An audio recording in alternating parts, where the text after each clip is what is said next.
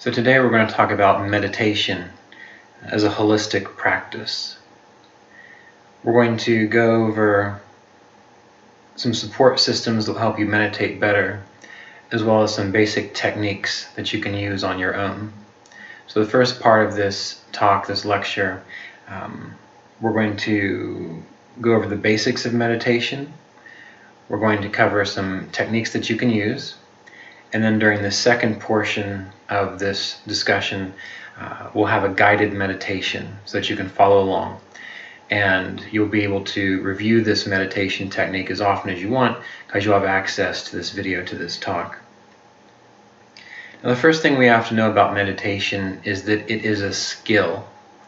It doesn't matter what kind of meditation that you practice.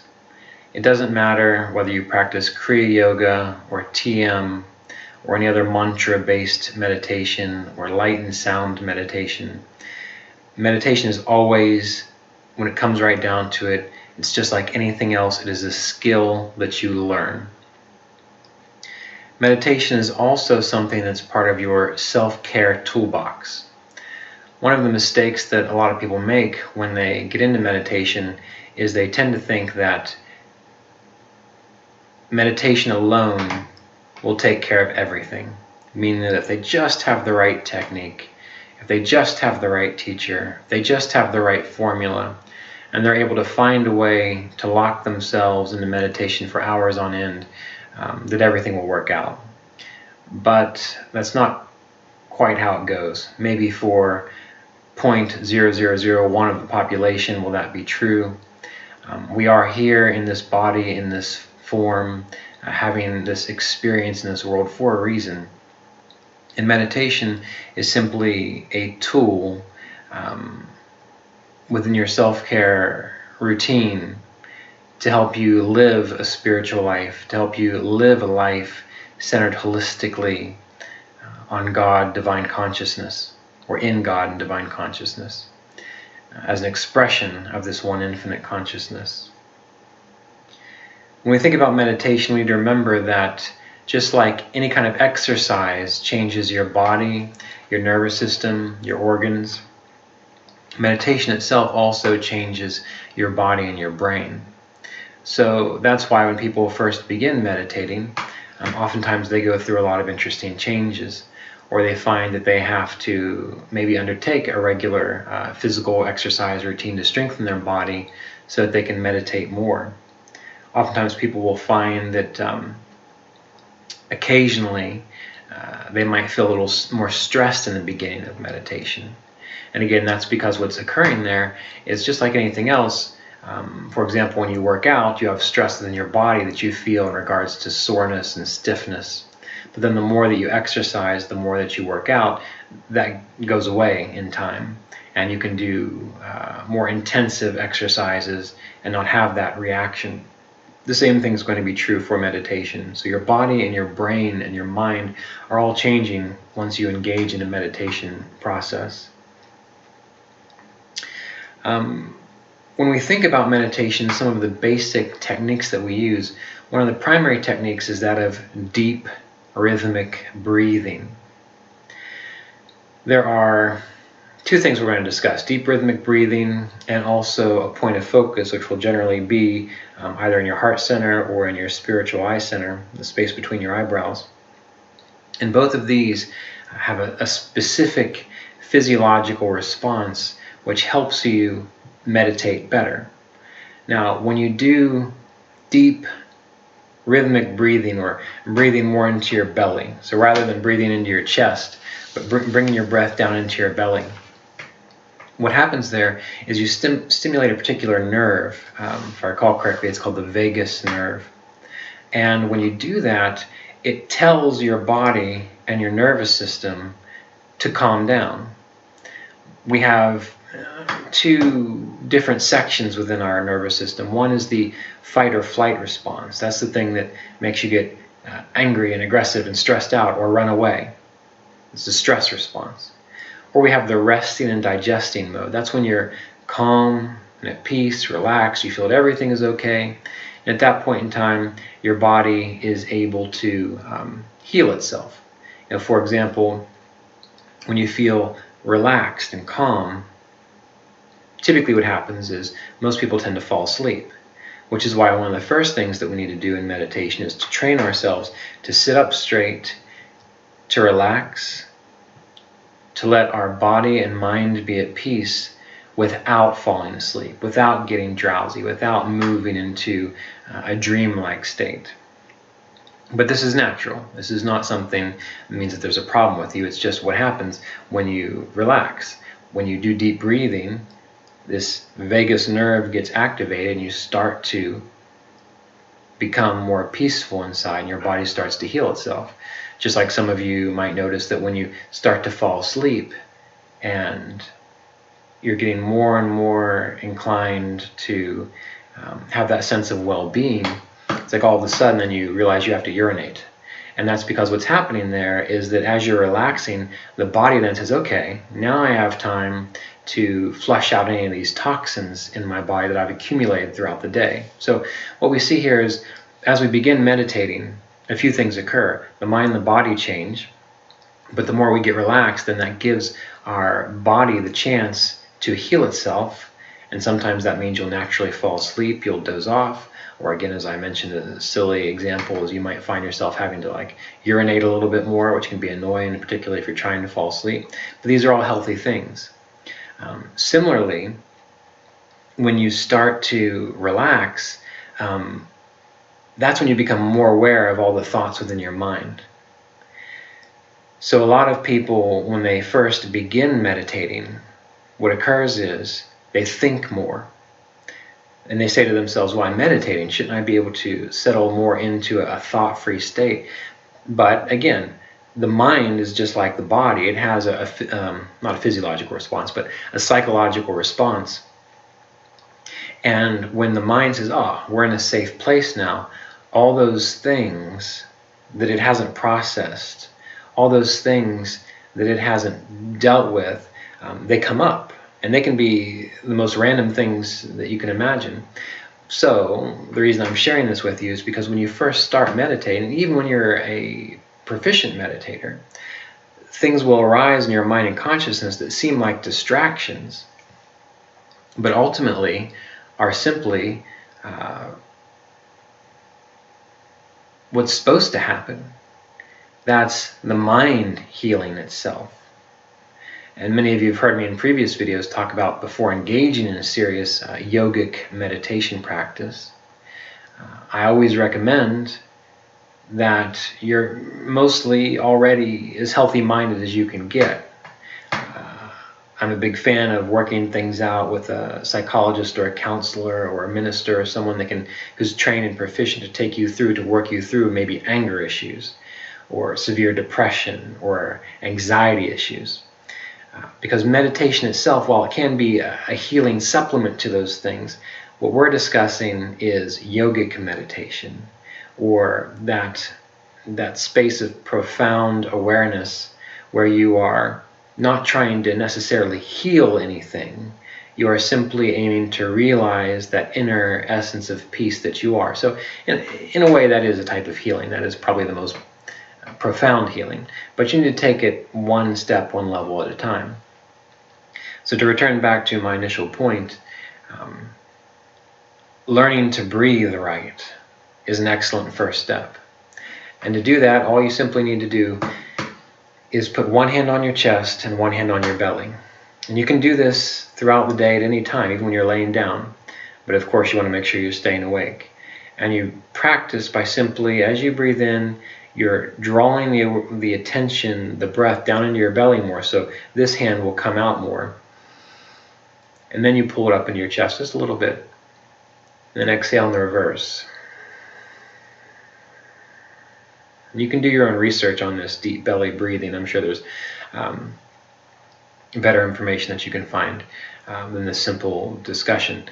But the idea is that most of us breathe up here in our chest.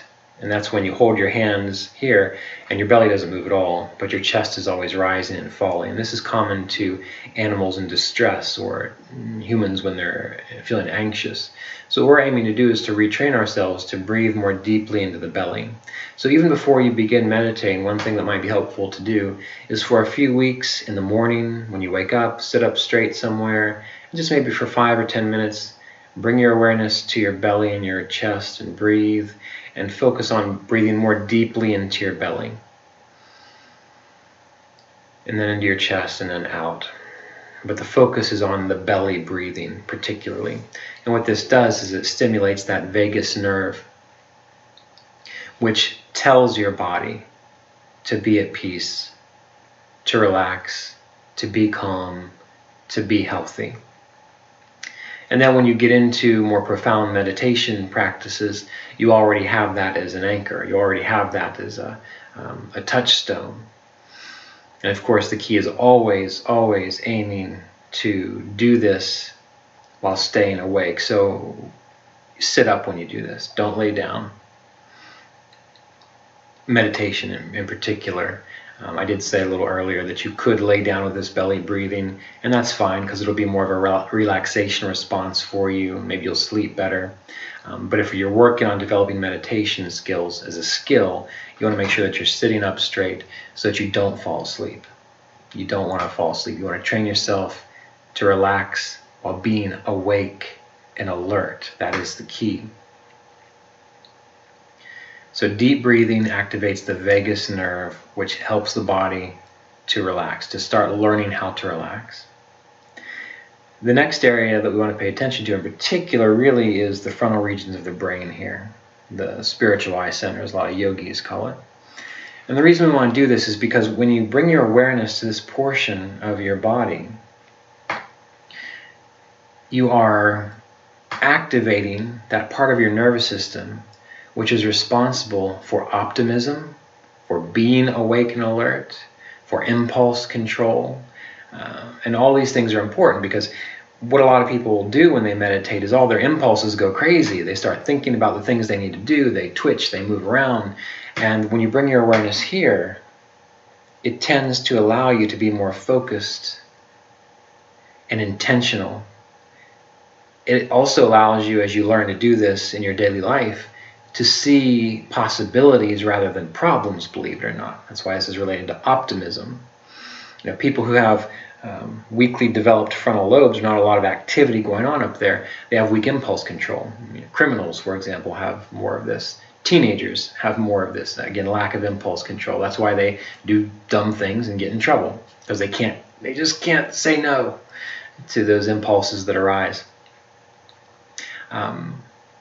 People who are successful in life, they see something and there might be problems there, but because they have something within this frontal region of the brain developed, they're able to see, oh, okay, here's a problem, but I see the possibility of working through this, of working on this.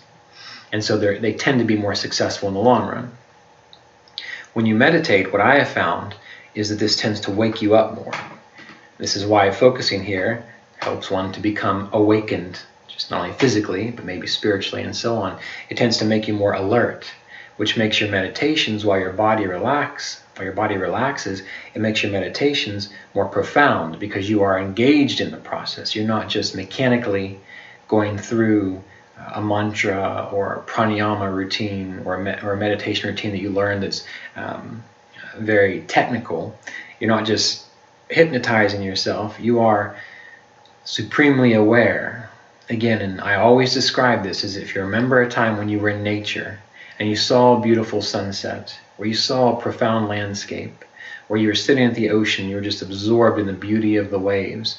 You're not asleep, you're not falling asleep, you're not nodding off, you are perfectly awake, not stressed, but perfectly awake and present with that. That's what happens when you develop this region of your brain. So, one of the focuses we're going to have as we get into technique in the second portion of this video is number 1, deeper breathing, learning to slow down the breathing, do more belly breathing. Number 2, bring your awareness up here to the spiritual eye center. By doing those two simple things, you will train yourself to relax, but also to be aware and peaceful. Now, I became aware of the importance of focusing on the spiritual eye by accident. Mr. Davis, who is my Kriya Yoga teacher, who's a student of Yogananda's, I've been talking about this for years, and I did it. I did what we're going to be discussing in this talk. But what occurred to me was, many of you know that it's recommended that you don't eat onions and garlic if you're trying to live a yogic lifestyle. Now again, I think that's a personal choice, and I think it depends on how onions and garlic affect you. I try not to eat too much onions and garlic, even though I like it. I think it makes food tasty. Maybe if I've got a cold or something, or I'm trying to use it medicinally, I'll take it. But when it comes to meditation, that's one thing that really tends to give me a little more difficulty with meditation. And what happened was, when I was a massage therapist, and I've always been able to make my own schedule, but particularly when I was a massage therapist, I would always do work and then take a quick nap in the afternoon and then get back to work. And I always loved eating Indian food. And so I would drive to the local Indian restaurant and I would eat, I liked chana masala and saag paneer and shahi paneer korma and all these sorts of things. But they all were very onion-based. And I had this experience that whenever I would take a nap or lay down to sleep after eating onions and garlic, I didn't know it at the time, but I would experience something called hypnagogic paralysis. And maybe some of you have experienced this. It's essentially when your mind wakes up before your body does. And it seems like you're paralyzed, but you're awake and you can't move. And it can be scary in the beginning until you realize, okay, this is what's going on.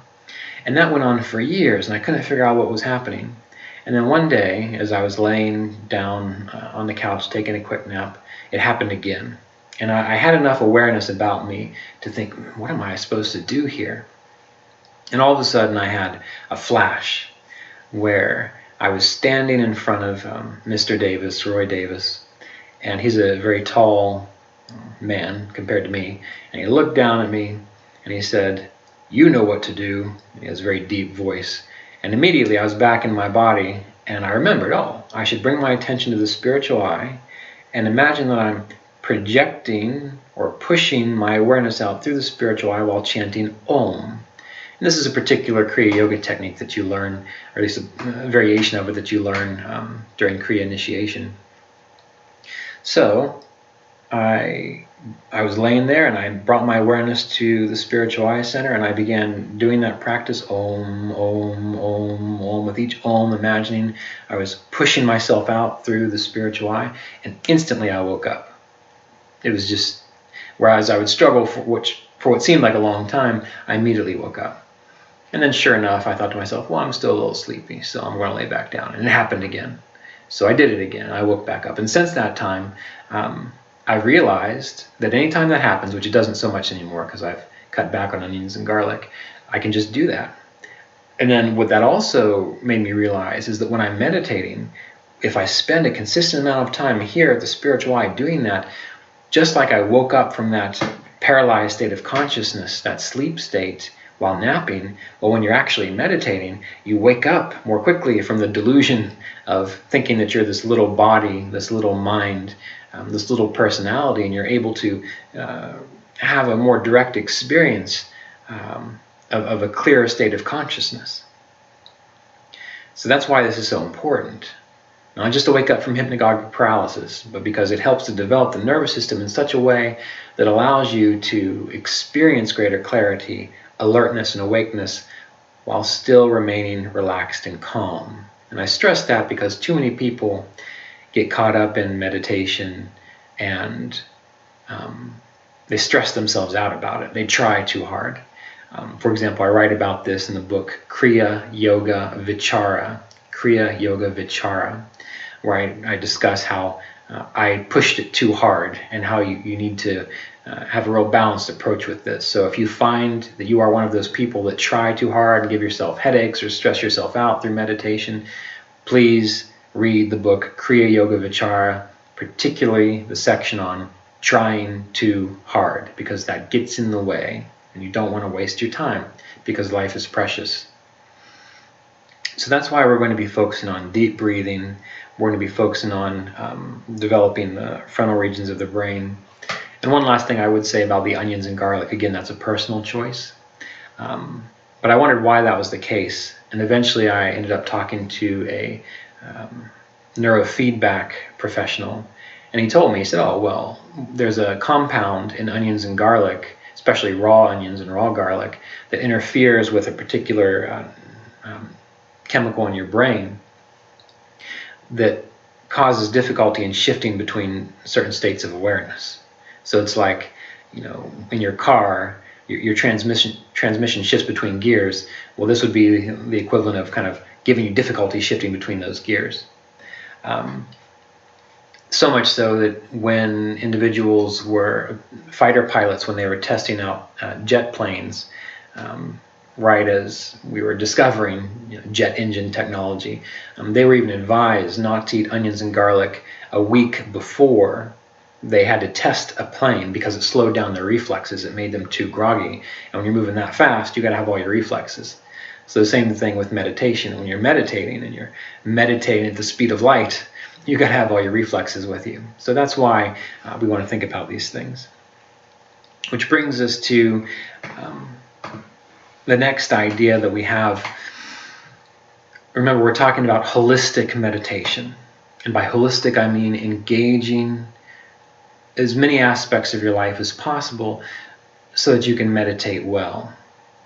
And we discussed onions and garlic, but what we really need to look into is a supportive diet. Now, that is specific to you as an individual. You may do better on certain foods than another person. So I'm not going to prescribe any particular kind of regimen for you. But what I have noticed is that eating lighter foods tends to help you meditate easier. Eating more fruits and vegetables helps you meditate easier. Eating heavier foods like a lot of sugar, a lot of processed grains, excessive consumption of meat tends to make a person heavier, which means that when they meditate, they will be more likely to fall asleep, to go into an unconscious state, instead of rising in consciousness to a clearer, more peaceful, thought-free state.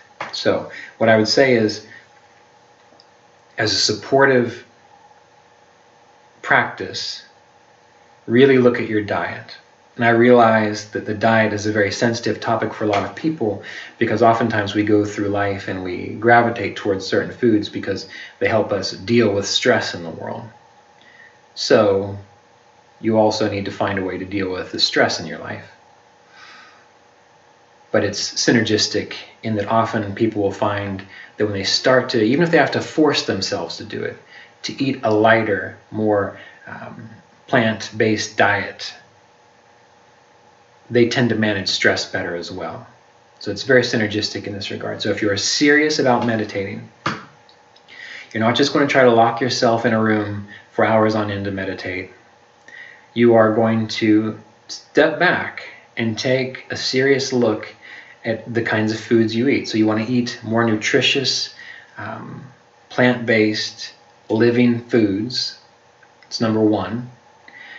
And that's not to say that you can't have a snack every now and then. It's not to say that you can't have cake at someone's birthday party. It's not to say that you can't eat fish or chicken wings every now and then. Just be responsible about it. Don't do it all the time.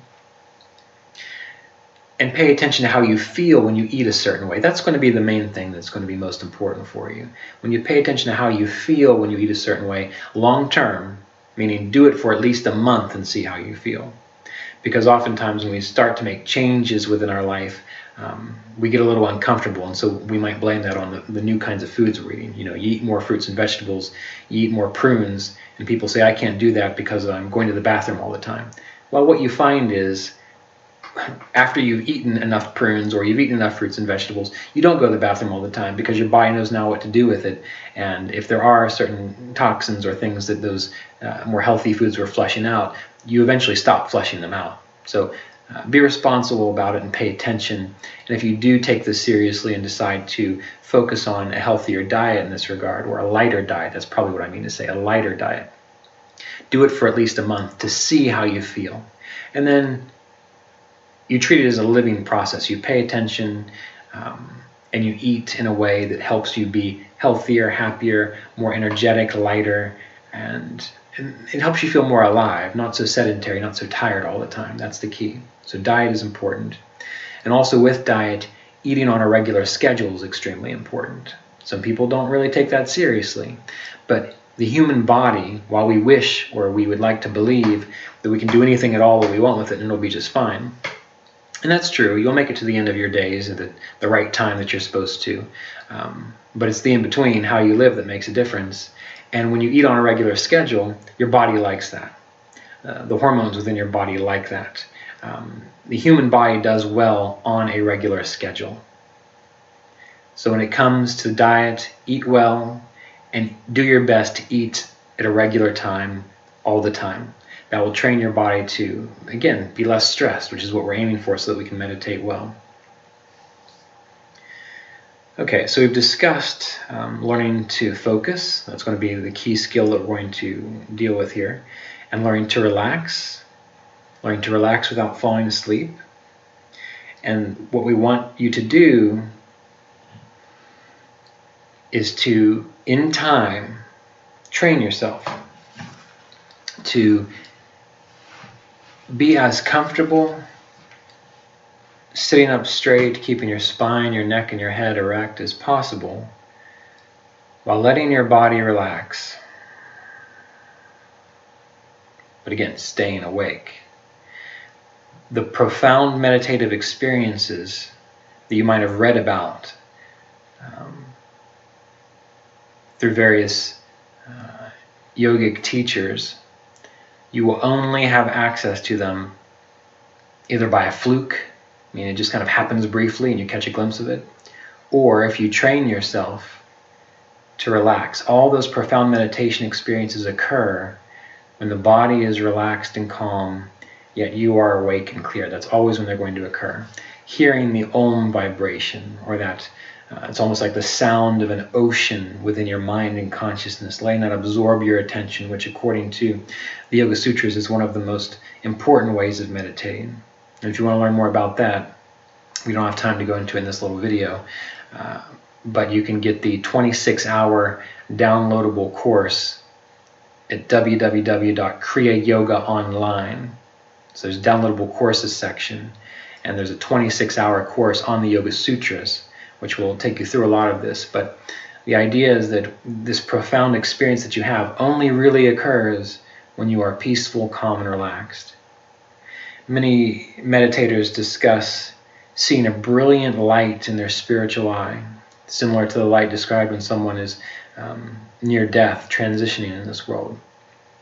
That only occurs when you're able to let go of attachment to this body, and that only occurs when the body is able to relax, and yet you are able to stay alert and aware and focused. So this relaxation thing is very important. And one of the best ways to do that is regular exercise. Because when you exercise regularly, you burn off stress hormones.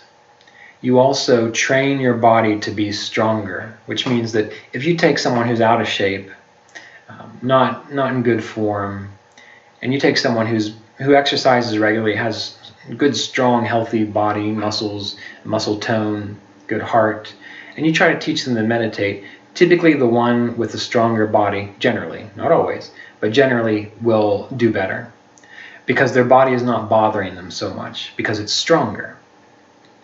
So that's why the other thing that a lot of meditators who profess to want to learn to meditate well, the thing that they're missing out on is they don't take seriously a regular exercise routine.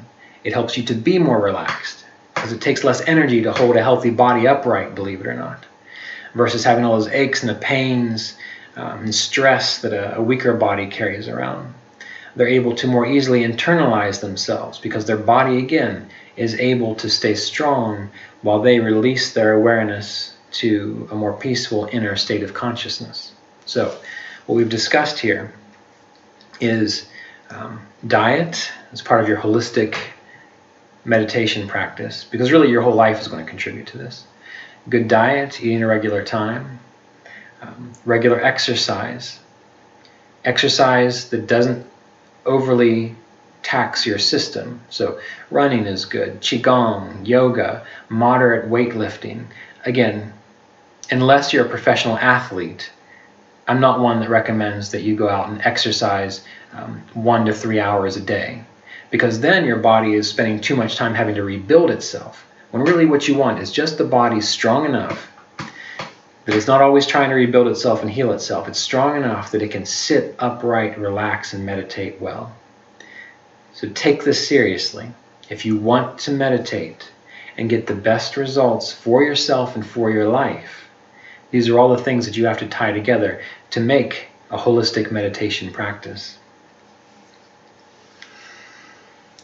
And finally, before we get in the actual techniques itself, it is important for you to have a reason to meditate. Why do you want to do this? Why do you want to do this? If you have a reason, you will find a way to make it happen. Think about anything else in your life that you have tried to accomplish. You have accomplished that thing because it was important to you. Now think about those things in your life that you said you wanted to do. You talked about it. It seemed like it was important to you, but you never got around to it. It's because you didn't have a strong drive to make it happen. Again, one of the reasons I wanted to get into meditation is because I was studying psychology and philosophy in college, and I had a lot of questions I wanted answered. So number one, I had a lot of philosophical questions I wanted answered. I really wanted them answered. I wasn't just an armchair annoying philosopher who just talks about things just to hear himself talk, because we've got enough of those in the world, and you know who I'm talking about. I really wanted to know these things. I had burning questions that I wanted answered because I looked around and I saw the world and I thought there's such beauty out there, but there's also such hard to reconcile pain and difficulty, and I just needed to know what this was all about. On the other hand, too, I suffered a lot from anxiety and depression, and I knew that that wasn't useful. So I had this sort of twofold reason. I wanted to move beyond this anxiety and this depression. And just so you know, I didn't just use meditation for this. That's why I got into body work, alternative healing. I had absolutely no problem finding a counselor or a therapist to talk to help me work through things, because I was only in my late teens and early 20s. So what did I know about life? Sure, I could meditate, but I needed someone who had some experience to talk me through things. So again, since we're talking about a holistic approach, I want you to be aware that even in my own meditation practice, I sought those things out. And even today, when there are things that are difficult for me to process, even though I'm older now, there are still people older than me with more experience than me. I seek them out, I ask, I help them work through these things with me. So my burning drive, burning desire to meditate well, to practice yoga well, was based on philosophical questions, psychological questions, things I wanted to figure out, this inner drive for this peace that would help me reconcile all this. And that's been very important for me throughout my whole life. So that's why, as I learned to meditate, I thought, okay, well, diet's a good support, so I'm going to do everything I can to pull that into my life because I want to do this well. Exercising regularly is good support. I see that, I feel that. It took me a few years, but I saw the benefit of it. And so I keep that as part of my routine, part of my practice, because it helps me meditate better. It helps me live this life better. It helps me be a part of this infinite consciousness in what I feel to be a more satisfying, inspired, clearer state of consciousness. So that was my motivation. What is your motivation? You have to think that through, because only when you have that motivation, which touches upon that sensitive spot to empower you to undertake all these processes, only then will you say, okay, yeah, sure, I don't like exercising every day, but I'm going to do it. Sure, I've been raised on a diet of Pop-Tarts and hamburger, but even though I wish I could keep eating that, I'm going to think about eating more salads or more beans and rice or lighter foods. I'm not going to like it at first, but I'm going to do it anyway because this is important to me to learn how to meditate well. So please think about all this. This process only works if you engage it. This process only works not by listening to someone like me talk or going to classes and workshops and seminars and meeting all the teachers. It only works if you start getting yourself involved in it. And by doing that requires that you consciously think through and set an intention and do what needs to be done to be successful. And you're going to find that to be true in all areas of life. So by doing this, your whole life gets better. But your whole life gets better not because of some magic of meditation. It's because the formula that allows you to meditate well is the same formula that allows you to do anything well. You know that. All right. So now what we want to do is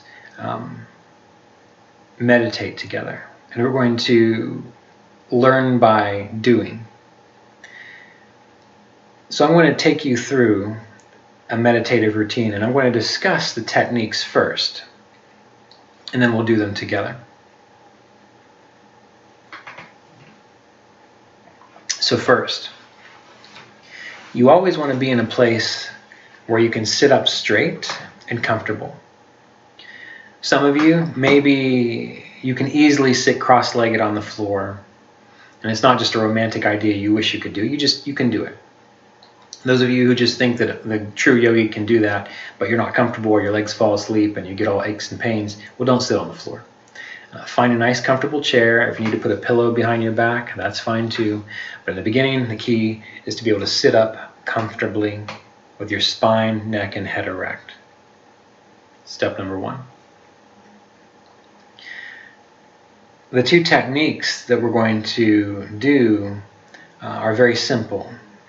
One is going to be a very basic mantra technique, which engages the breath. So we're going to start engaging this full belly breathing so that we activate that vagus nerve so that our body says, okay, we're all right. We can be at peace now. We're a little more at peace than we were 5 minutes ago. The next technique we're going to do is going to take that mantra. It's going to take that mantra and it's going to bring it up here to the spiritual eye center. And so it's going to go like this. As you're sitting up straight, your eyes are going to be closed. You're going to do your best to relax into your body. And you're going to bring your awareness to your breath. Bring your awareness to your breath. And as you breathe, you're going to have the feeling, the intention that you're allowing your belly to fill up as you breathe. So you're breathing down into your belly. And if you need to put your hands on your belly and your chest just to monitor that, that's fine. And the mantra we're going to use is simply Om Peace. Om Peace. If you're of a more Western tradition, you can even say Amen Peace. But we're going to use Om Peace. So Om Peace. And as you breathe in, you're not saying this out loud. You're hearing it in your mind. So you breathe in, you feel your belly filling up. Om. As you exhale slowly, peace.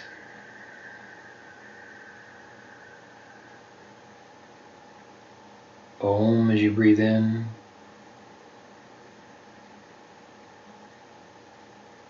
Peace as you breathe out.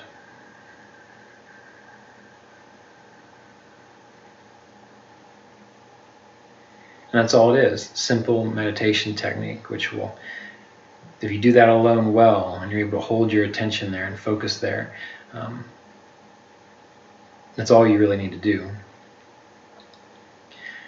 The next technique, once we move from this Om peace, feeling it in the belly, we're going to trust that our body now knows how to breathe well and deeply.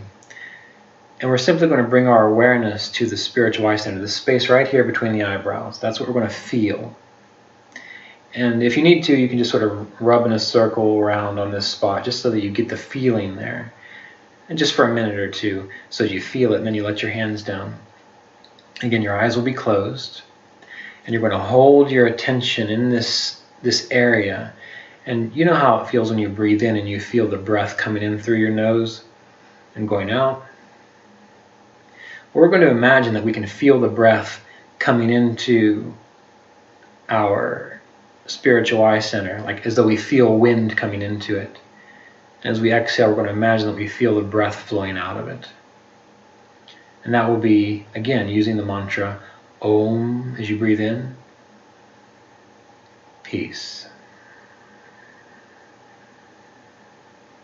Again, with the sense that you can feel the breath flowing into this forehead area and flowing out of the forehead area. And don't worry, I'm going to stop that beeping here in a minute. Seems I'm very popular with email this morning. So Om as you breathe in, peace as you breathe out. Those are the two techniques we're going to use. And just using those techniques, you can have a profound, an enriching, a deep meditative practice for years if you do it well. And remember, we're developing a skill here, and that skill is learning to focus and hold our awareness in a certain place, a certain point. So what you may find is that as you practice this,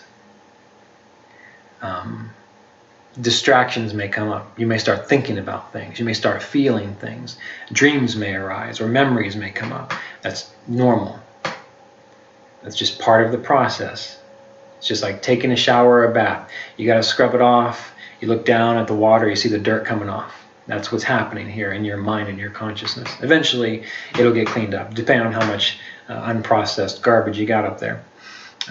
Could take a day, could take weeks, could take years. Doesn't matter, you got to keep doing it. But as you do it, you will still get more peaceful and healthier inside. So when that happens, again, you just bring your awareness back to the breath with technique number 1, and then back to the breath with technique number 2, and letting the mantra be the anchor. Letting the mantra be the thing that, as a distraction comes up, you say, that's okay, and you bring your awareness back to Om, peace. Another distraction arises, it's all right, just let it go. Om, peace. And in time, you'll become very good at just letting those distractions go, and they won't even touch you anymore. And then as you go through your life, you'll understand the value of meditation, because then as distractions hit you from life, you'll be able to stay more focused. Number 1, because you've taught yourself how to do it. Number 2, because you've developed the frontal lobes of your brain to keep you more focused, directed, optimistic. And you've developed your vagus nerve, or that reflex of the vagus nerve. So as things arise, you're fine. You're able to deal with it with poise and grace. Okay, so these will be the 2 techniques that we'll use. Consider the dietary issues that we've discussed. Don't turn yourself into an orthorexic. You can look that up. Ortho, O-R-T-H-O, rexic, R-E-X-I-C. I think that's how you spell it. Too many people in this interested in yoga and meditation become orthorexics, and that's just as problematic as being bulimic or whatever the other eating disorders are. But you want to have a healthy diet and be at peace with that. You also want to exercise so that you are stronger and healthier. You don't want to do it such that you are stressing yourself out more. People who are into CrossFit tend to do that to themselves. I love kettlebells, but just a little bit at a time is enough for a yogic meditator. Power yoga is good, but not enough to where you're hurting yourself or forcing your body into repair mode all the time. A little bit at a time, but on a regular schedule. Eating at a regular schedule, sleeping on a regular schedule, meditating on a regular schedule. And you don't have to do all these things at once, because if you do that, you might self-sabotage and never do anything. So if you take stock and you look through these main points and you say, all right, I need to work on these 3 things, just work on one of them at a time. Start exercising a little bit more. Once you get that down, then hit the diet. Once you get that down, then focus on sleeping better. And a little at a time, your life will become more balanced as it can be for your genetics and your life path. Okay, let's meditate together.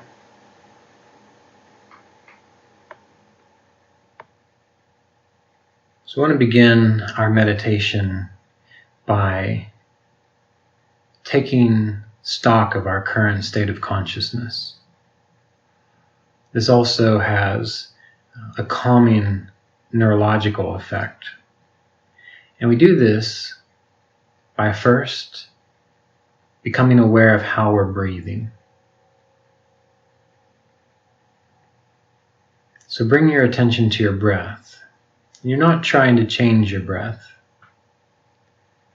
You're simply feeling the inhalation and the exhalation. You're feeling the gentle rise and fall of the air as it enters and leaves your chest.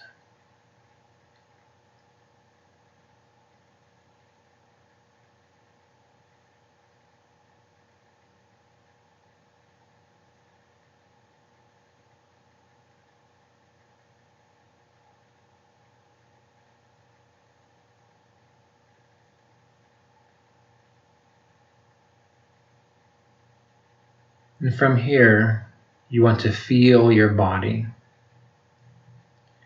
So give your awareness to your body as you breathe in, as you exhale. Notice how you feel in your meditation seat. Notice how your neck, your chest, your back. Notice any tension patterns or relaxation patterns.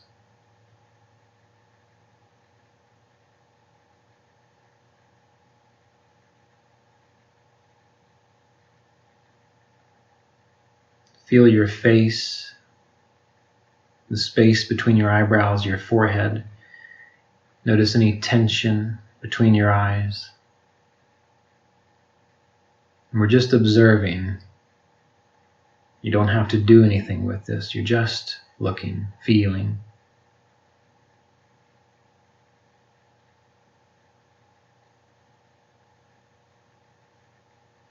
And try to feel your whole body from the crown of your head all the way down through your torso, your arms, your hands, your belly, your back,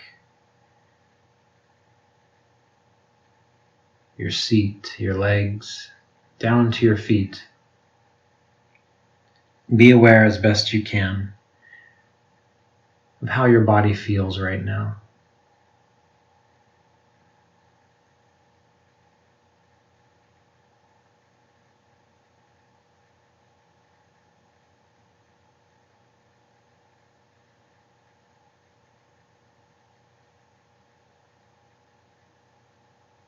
Now turn your attention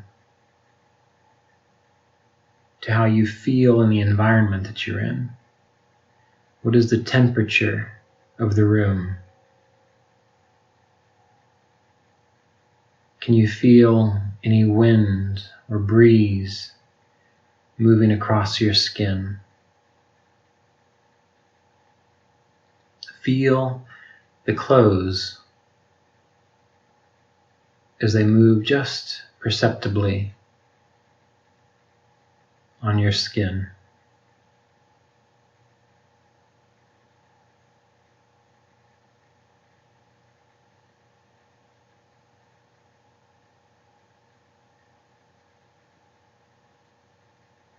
And so now you have the breath as the anchor as you inhale and exhale, and you feel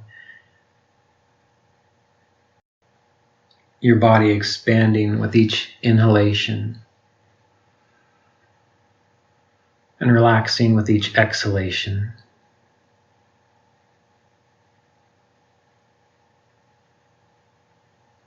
You are aware of the aliveness within your body and the sensation of the environment on your skin. We're just simply taking stock of your current state of consciousness, which is how you feel right now.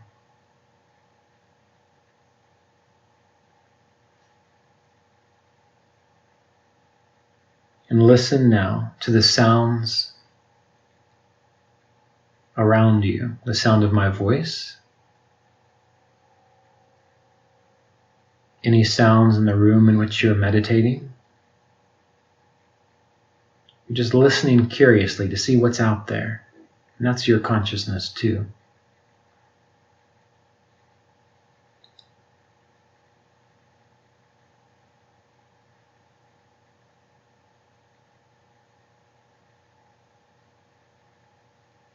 And maybe you can hear the sounds outside your window or down the hall. Even listen to those subtler sounds off in the distance. Maybe the sound of a refrigerator running or an air conditioner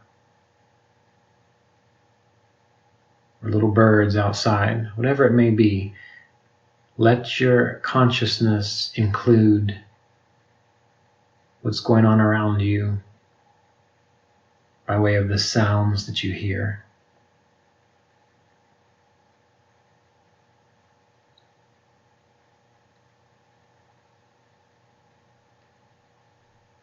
Breathe.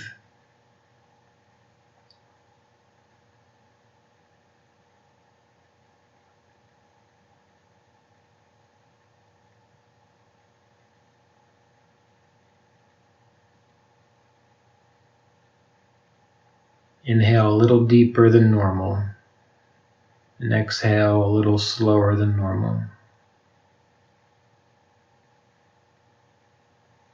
And this is a wonderful way to start any meditation, because now you are pristinely aware of your current state of consciousness, how you feel, what's going on around you.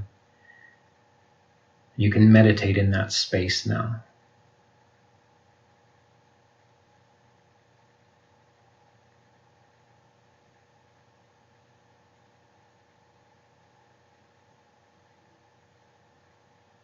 Stage 2 of our practice, we're going to use the mantra Om Peace.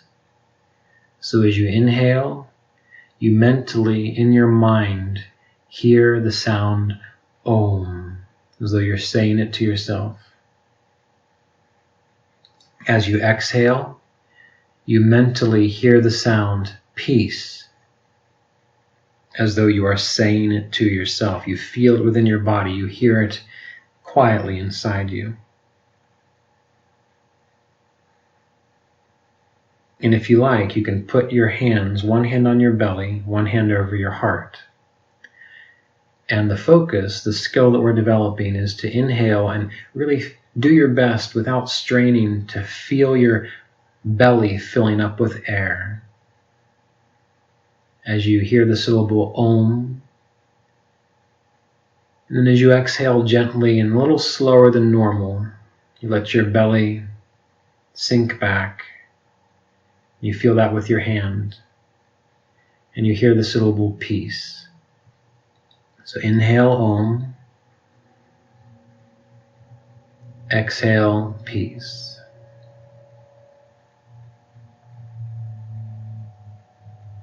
Inhale, you feel your belly rising, doing your best to keep your chest from rising. Exhale, peace. Let the belly sink back. And this is our basic technique that we'll use for the next several minutes. Om on the inhale, peace on the exhale.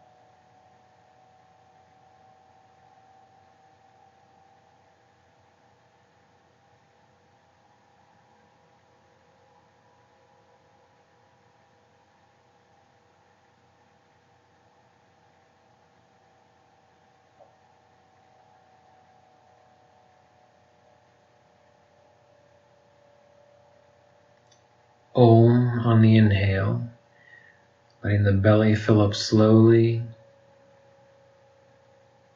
Peace on the exhale, letting the body relax as the air flows out gently and easily. Your breath should be deep, but not so deep that you're straining. So it's just a little deeper than your normal breathing. And one thing that you can do to help with distractions, because remember, distractions will arise, and all you're meant to do is simply find a way to let them slide by as you direct your awareness back to the breath and the mantra. One thing you can do is, whenever you feel and hear the word peace, feel like you are at peace. Remember a time when you felt perfectly serene and content. And as you say that word peace on the out-breath with the mantra, do whatever it takes to let the imagination of that sensation flood your body, mind, and awareness. So, Om on the inhale, peace on the exhale. And you're welcome to keep your hands on your belly and your chest. But at this point, if you like, you can rest them now on your lap. Just let the breathing be natural and easy. Om on the inhale, peace on the exhale.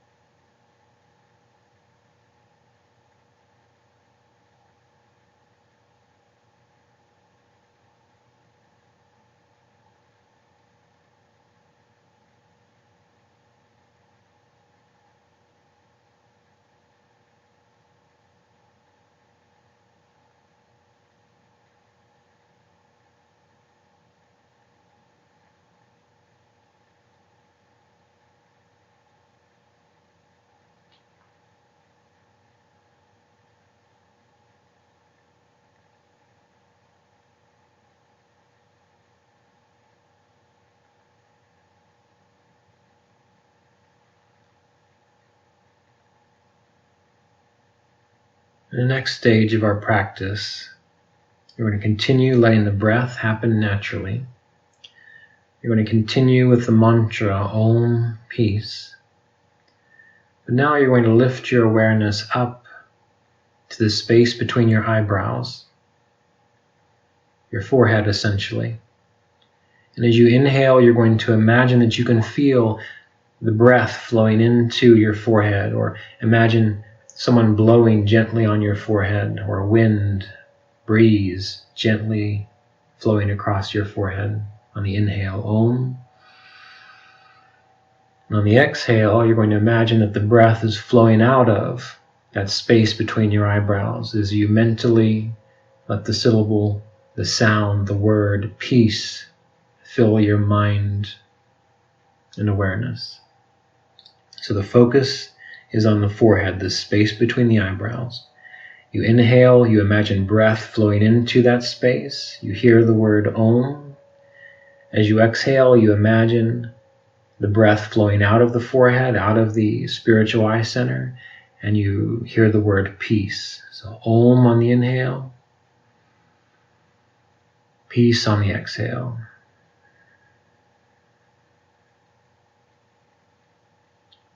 Om on the inhale, peace on the exhale.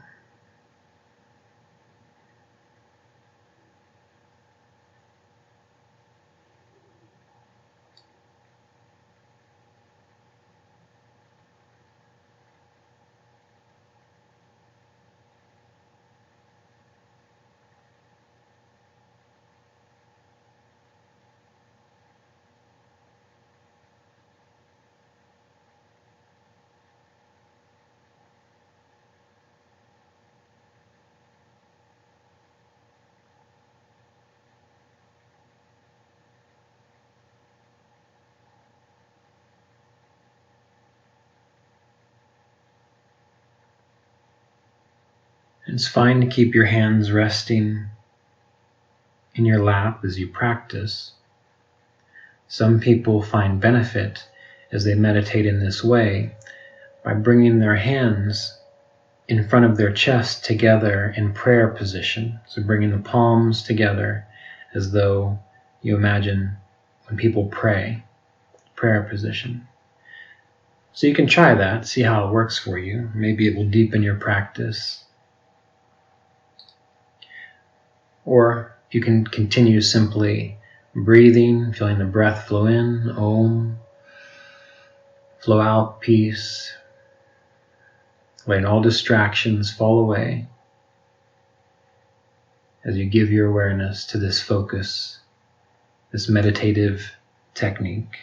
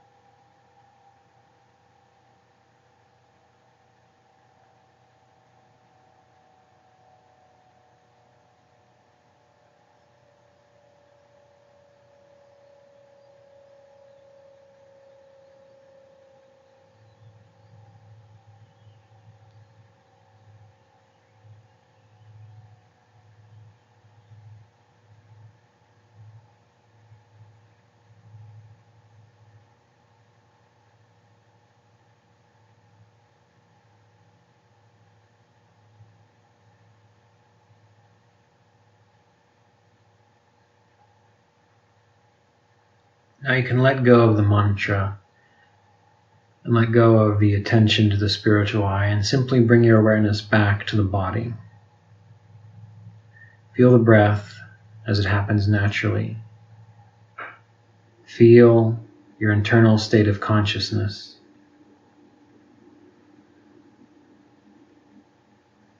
And take 1 or 2 or even 3 easy, deeper breaths. And on each exhale, allow yourself to relax a little bit more into the state of clarity revealed by this practice. And on your final breath, as you exhale, you can open your eyes and conclude your meditation. So this process can be repeated at any time, best to be done at a regular schedule. And ideally you want to begin doing this 15 to 20 minutes a day. As you get more proficient at this process, you can extend it to 30 minutes. And once you are able to sit meditating with these techniques for 30 minutes or more, then you might want to consider learning some other pranayama techniques such as alternate nostril breathing or sushumna breathing. Again, these things can be learned on this channel, Kriya Yoga online channel, youtube.com/Kriya Yoga online. So use this practice daily and let me know how it goes. Ideally, I'd like to hear from those people who've committed to practicing this at least 4 to 6 weeks. And at the end of the 4 to 6 weeks, comment in the section below and tell me how it went for you. In the meantime, be well and we'll be in touch.